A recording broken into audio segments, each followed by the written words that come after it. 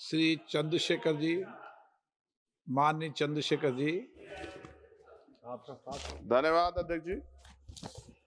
अध्यक्ष जी, मैं आजाद समाज पार्टी काशीराम की ओर से स्वास्थ्य सुरक्षा से राष्ट्रीय सुरक्षा उपकर विधेयक 2025 पे अपनी बात रख रहा हूं।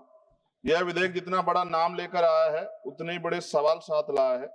इस बिल का उद्देश्य राष्ट्रीय सुरक्षा और लोक स्वास्थ्य को सुदृढ़ करना बताया गया है, लेकिन इसकी संरचना, प्रावधान और भाषा में भारी अस्पष्टता है। अतिशक्तियां और राजस्व वसूली की प्रवृत्ति स्पष्ट रूप से दिखाई देती है। विधेयक का उद्देश्य स्पष्ट नहीं है, नाम बड़ा और दिशा धुंधली। सरकार कहती है कि उपकर राष्ट्रीय सुरक्षा और लोक स्वास्थ्य पर व्यय को पूरा करेगा, लेकिन कौन सी राष्ट्रीय सुरक्षा परियोजना, कौन सा स्वास्थ्य कार्यक्रम, कितना फंड किस योजना को मिलेगा, किस मंत्रालय को कितना आवंटन होगा, विधेयक में एक भी ठोस उल्लेख नहीं। इससे यह उपकर विषय वस्तु के बिना नाम मात्र का कर बनकर रह जाता है। अध्यक्ष जी, विधेयक स्पष्ट कहता है कि उपकर का पैसा कंसोलिडेटेड फंड और ऑफ इंडिया में जमा होगा। इसका अर्थ है पैसा किसी भी सामान्य सरकारी खर्च में मोड़ा जा सकता है। ना संसद में स्पष्ट हिसाब मिलेगा, ना जनता को पता चलेगा कि स्वास्थ्य या सुरक्षा में कितना पैसा लगा है। यदि पैसा कहीं भी जा सकता है तो इस उपकर का नाम स्वास्थ्य सुरक्षा क्यों? उत्पादन आधारित उपकर, उद्योग पर भारी प्रहार। इस बिल में मशीनों की क्षमता और उत्पादन पर उपकर लगाया जाएगा। इतना भारी उपकर छोटे उद्योग को समाप्त करेगा, मध्यम उद्योग को अस्थिर करेगा, लाखों परिवारों की आजीविका खतरे में पड़ेगी, उत्पादकों पर अनुचित आर्थिक दबाव पड़ेगा। क्या सरकार उत्पादन और उद्यमियों को दंडित करना चाहती है बिल लाकर?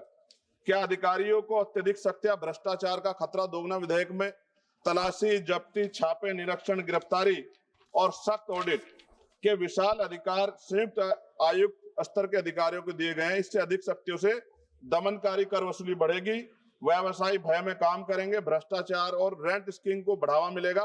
इतिहास गवाह है, कभी अत्यधिक दमन से ना अनुपालन बढ़ता, ना राजस्व। अवैध छुपा हुआ भूमिगत उत्पादन बढ़ेगा।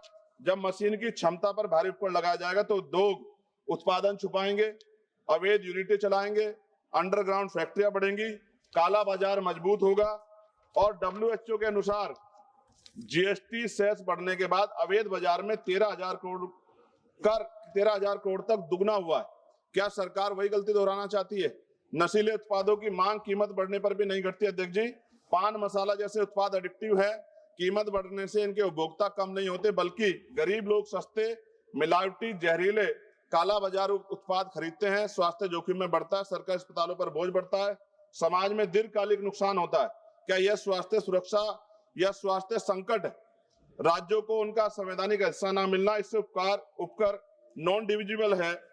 इसका अर्थ है राज्यों को इसमें से ₹1 का भी हिस्सा नहीं मिलेगा। केंद्रवाद बढ़ेगा, राज्यों की वित्तीय स्वायत्तता कमजोर होगी, विकास योजना पर प्रतिकूल प्रभाव पड़ेगा। राज्यों का हक क्यों छीना जा रहा है? अध्यक्ष जी, विधेयक को संसदीय परीक्षण से बचाकर जल्दी पारित करने की कोशिश गलत।